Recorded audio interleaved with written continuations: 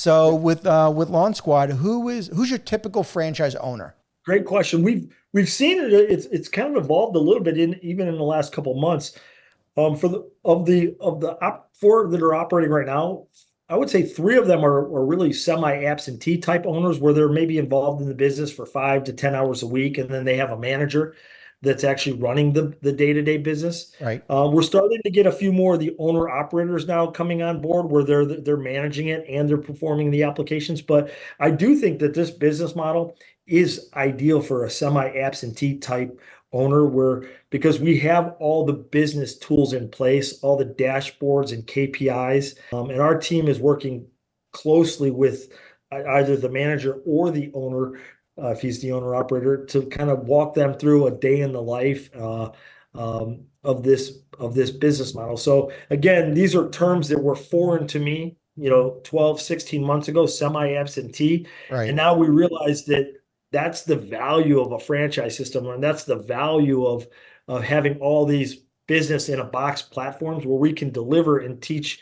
in a matter of weeks and months systems that can run the business, not on autopilot, Sure. but as close to that as you can get. Yeah. Well, okay. Well, if your ideal franchise owner is, or typically more of a semi-absentee owner, for people that have been familiar with our podcast, they probably can figure out what are the most common traits that franchise owner needs in order to be successful. But why don't you go ahead and share with the audience, for those franchise owners in that direction, what do they need to do to be successful? There's always a common sense factor that comes into place. And for us, what we have seen, when I say common sense, I mean the common traits among the folks that we've been talking to and bringing on board are folks that are hardworking, that have a determination about themselves, that want to build something beyond what they currently have. Meaning, a lot of those folks are working for someone day in and day out, but they know that they can achieve more. And so there's this sense of determination to them. They're all hard workers. We've been fortunate enough they want to be outdoors. Folks that enjoy being outside, that love being in the elements, that combine that sense of grit and determination that we've already talked about applying themselves. So, those were really the two common. We surveyed them all too, Mhm. and those were the two highest traits. Folks that love being outside, that don't want to be, pushing a time clock, time in, time out, but are willing to put in that extra effort to build something that can build lifetime value beyond just the paycheck that they're currently earning. Sure. I would imagine the traits of a successful franchise owner are they're working on the business, right? They're going out and getting the clients. They're going out in the community. That's the Yep. difference between Yep. somebody who's working on and in the business. That's a great point. I'm glad you said that. That crystallized in my own mind. That's why you're you. No, no, but think about it. If you have a semi-absentee owner, they can't just go ahead and say, well, I guess the folks at Lawn Squad are going to figure this out and they're going to do my marketing. Yeah, you support them, but they're going to do exactly what you did, Rob. And you That's right. figured out early on, like you said, you worked on the business. They're not on the ride-on mower. They're going out Yes, and they're sir. getting in the community. They're marketing Yep. to folks. I'm sure there's a Lawn Squad customer. They're going Yep. throughout that neighborhood and trying to get other customers in the same area because they're trying to capitalize on being in certain neighborhoods, right? That's a great point too, because aside from all the training how to do applications, how to ride the machines, a big component of the training is probably true with all franchise systems is the ground game, Yeah. and we have really been fortunate that that same trait of that determination and hard work trait is why I think these folks have been so successful. They're out going to the BNI meetings, going to the Chamber of Commerce meetings, and going to the local expos, dropping those door hangers, putting the signs out in yards. I mean, that is, I don't care if it's Lawn Squad or if it's franchise X, Y, or Z. Hmm. The success of any franchise is going to be determined in the first 2 or 3 years, and it's really going to be based on ground game. Yes, we're spending their money in direct mail and helping them spend their money in paid digital and getting the best optimization possible. But what they have to do from a ground game perspective is equally important in those first 2 years. And that's probably where I've been most thankful and feel most blessed with this franchise system so far Hmm. is the folks that we brought on, they want to hit the ground running. And especially in that ground game, because they understand the difference between success and failure in the first 5 years is how successful they're going to be in ground game in those first couple of years. And that is one of the areas where I'm most passionate about, because in 2001, I mentioned I had 0 customers. By the Right. end of 2001, I had 1,000 customers. And I will tell you, half of those customers came from me shaking hands, from me personally getting in front of them. And to this day, we still have probably 300 or 400 of those original 500 customers still 24 years later. And I think Mhm. it went back to that foundation that we set at the very beginning. And it's critical that every one of the franchises that comes on with LawnSquad, we want them to have that personalized interaction in these early days. And it's all going to be about getting out and doing that ground game. So that's why it's a big component of the training that I personally run with each franchise. Sure. And it's what separates you from the competition. A lot of competition in a fragmented industry like lawn care. Yep, There, that's right. there's a laziness factor where people become complacent. And you've made it Yeah. very clear from the beginning, like Well, complacency is not in your dictionary. no, and I would tell you, if you could read one of the core Uh-huh. values on the back wall, it says large enough to serve, small enough to care. Sweet. That was my motto in 2001 because I had one truck. It was just me, but I wanted to put out an image to provide confidence to the marketplace that we're large enough to serve, but you're shaking my hand and we're small enough to care. And I think that's what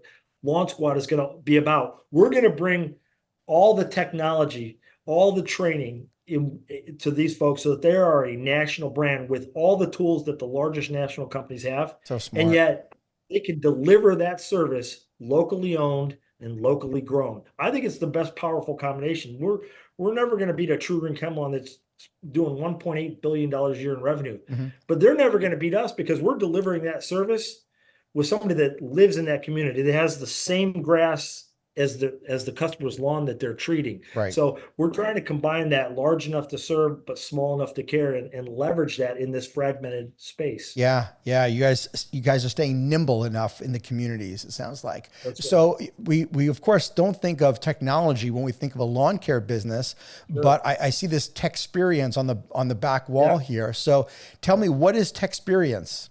Well, we've incorporated technology into our business from the early days. I could think back to 2008 where, you know, we switched over to do all online measuring. So a customer calls in to our call center. At the time, we would take their information down, enter it into the system. Somebody would drive out to their lawn. They'd use a little measuring wheel to measure the lawn, then fill out a piece of paper and leave it with the customer and try to call them for 2 or 3 days. Well, in 2008, we switched over to buying online technology where you call it in the office here, I type in your address. I'm looking at an overhead image, aerial photography of your lawn. And by the way, all the aerial photography taking in the winter. So up north, there's no leaves on the trees, with the ability to measure your actual lawn with precision Mhm. and go through a one-step sales process. So nowadays, a customer calls in, usually within 6 to 7 minutes, we've got the customer's information, we've measured the lawn, we've quoted in the price, and we've in 60-70% of the time we close it on that first call. So Wow. that technology allowed us to change. Really, we were a disruptor in the space. I can tell you, during those few years afterwards, the industry was kind of screaming at me, going, "You can't do that. You need to go out to these people's lawns and measure it like everybody does." I'm like, the customer wants a price now. We're actually doing what is better for the customer. They want the information right here, right now. They've got other things to do. We're going to be able to quote them an instant price right here on the phone, take up 5-6 minutes of their life, and then set them up on a subscription model, which doesn't end. We do service continues from season to season unless they call and make a change to their program, which they rarely do. Sure. So that was the first step in technology. But there's been 3 or 4 more that I'm happy to touch on. Yeah, go ahead. Yeah. Let's hear them.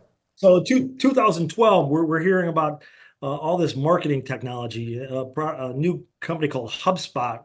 2 MIT grads in Boston came up with a marketing platform. They call it HubSpot, so that you could put all your different your website and all your social media all on the same type of system. And so that changed it for us, because prior to that, we would, if a customer asked for an estimate and hadn't sold on the first call, we would then, make a note, call this customer back. Well, by going using this marketing technology, we started to build out all these automation and all these nurturing programs so that the system would then, what we call a customer, we quote them a price, we hang up, the system would automatically generate text and emails going out to them. And this is in 2012 Wow. to do a lot of the follow-up. Maybe it was a guide that went out that said, "Hey, 3 things to consider when hiring a lawn care professional." Now, of course, we wrote it, so it's it's slanted towards us. And when they click on the link, they're sitting on our website.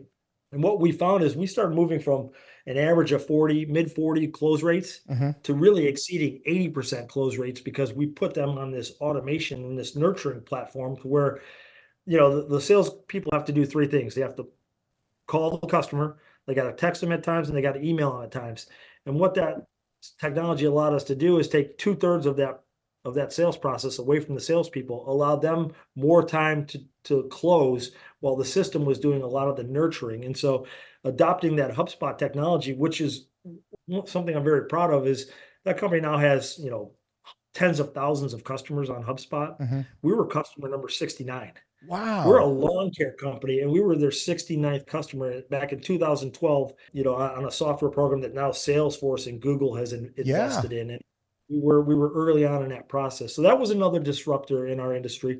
And really, since then, it's just all the GPS tracking, all the time studies and surveys, all the lead generation things we do, using a lot of obviously all the digital options you have out there between local service ads, Google pay-per-click, all the optimization. And we got huge into content marketing back in 2012 as well. And that really changed the game for us, because so many of our leads now come organically through the content that we have out there. Certainly, we're still doing pay-per-click, but more than half of the online lead generation we get is free content that people consumed out there, and then it attract them back to our website. So I think just adopting a technology mindset for any business is a great idea, because you pick up all those efficiencies that pay off in the form of close rates or efficiency that really come at the end of the day back to the bottom line. Sure. Well, you can look back in the history, last 100 years, there's been industry after industry that, is brick and mortar or has been, a mainstay tradition in our country. And it's been disrupted by technology, a company that has nothing to do with the product and come in and make it a way of being more efficient, faster, delivering a better experience. And it can take out a 100-year-old company with better technology. Thank you for tuning into the Emerging Franchise Brands podcast. For additional insights, guest applications, and to stay connected, visit us at efbpodcast.com.